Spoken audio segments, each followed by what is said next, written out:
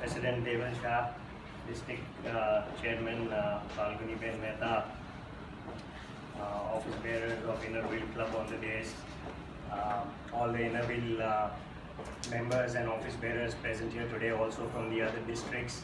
Welcome to India, ma'am. Thank you. Thank you so much for this award. It is such an honor. When I started running about 12 years ago as a recreational runner, I never knew what was in store for me. I did not know that running will bring me so many pleasures and such happiness in life. Running has actually brought back my childhood. You know, I turned 50 earlier this year, and I actually feel like a kid because every morning I can go out and run. It's like I get to play again. I think I play more than my son, who is in the 10th standard. It also feels like childhood right now for certain other reasons. As a child, I used to always, collect my dad's old empty wallets and put a sort of a card in there and walk around with it in 3rd, 4th grade. And recently, the empty wallets again remind me of my childhood. Of course, running took me around the world, and I have made so many friends, which I would not have made in normal circumstances. It has also given me an opportunity to come and meet wonderful, kind and generous people like you. So it has been a fabulous blessing. Running also got me a certain amount of fame and a little bit of notoriety. I wrote a book called Dare to Run, which went on to become a bestseller. And because of that, I started getting speaking assignments all around the world. And that has been like a very special gift. And I have always felt that if you are blessed with such a gift, you must try and spread that blessing. And that is why I really want to thank the Inner Wheel Club of Bombay Sea Coast, because you guys have always supported me. You supported me when I wanted to organize the run in Wada for underprivileged children. And you have supported me with the Tata Hospital.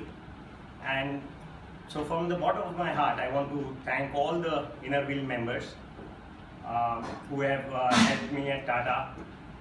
I think Bharti Ben is not here, and I would hope that you will convey my gratitude to her.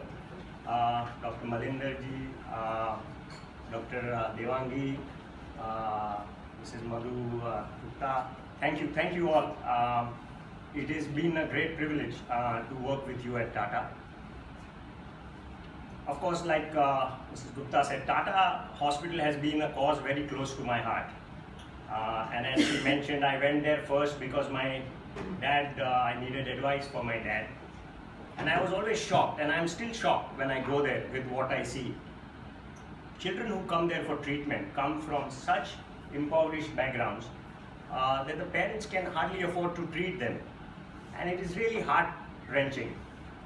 If I tell you that the ratio of a boy suffering from cancer to a girl suffering from cancer in India is 1:1. But the ratio of treatment in India is actually 3:1. Only one girl gets treated for 3 boys. And can you imagine the tragedy for that parent who cannot put together the funds to treat their children? And I have very strongly felt that this is something which we should do. So what I did is I started collecting money, but I never took it into my own account. I actually used all my funds from motivational speaking, from my book sales, from my friends, and have them give them directly to the hospital, and which is what you also did. That way the ATG certificates and all that becomes easy, and the money goes directly. The only rule I made with Tata Hospital that it should go to children, and it should go immediately for treatment. Of course, research is needed and things like that are needed, but those are things which take time. I was never going to collect some fabulous large amount, so I thought that whatever comes, let it go immediately for treatment, and that is what we have done. You will be happy to note that from this fund which we created within the Tata accounting system, it is not something which is outside. In the last 4 years, we've raised over 2 crores and over 600 children have been treated from that. But the thing is, the ratio of children now being treated at Tata has become 1:1 because of that fund. So I'm really grateful for your club to support this initiative. Like I said, that running brought me back my childhood. And that is true, you know, if you think about it, running and childhood are so interwoven. You cannot think of one word without thinking of the other. Every child just simply loves to run. Right from the moment that they can start walking, what they want to do is actually run. And every game they play has to do with running. And you try and walk with your child, and he or she is not going to walk with you, they will run ahead of you. In fact, my daughter is here and I remember taking her for the first time on a trip abroad. She was, I think, 4 years old. And I think at one of the very busy European train stations, I actually tied a string from her end to mine because she would keep running away, and I was, as a young parent, I was so afraid of her running away.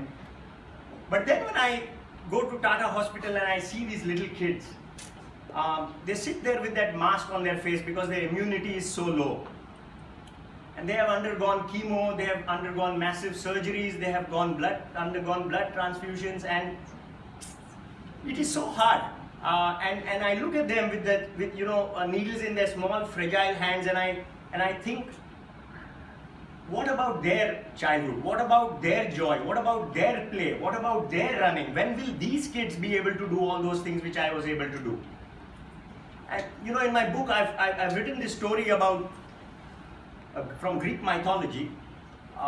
There's a story about this guy called Orpheus. And Orpheus was one of the greatest singers in Greek mythology.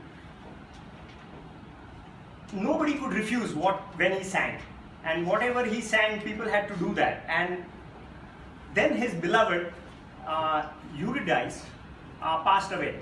And Eurydice passed away when she was very young, way before her time. And Orpheus was so heartbroken that he decided to go to the underworld, to the land of the dead, and ask the gods if he could have a bag. And so he went to the underworld and he started to sing, "O God, you who rule the dark and silent world, to you all born of a woman needs must come. A little while we tarry up here on earth, and then we are yours forever and ever. All lovely things at last come to you.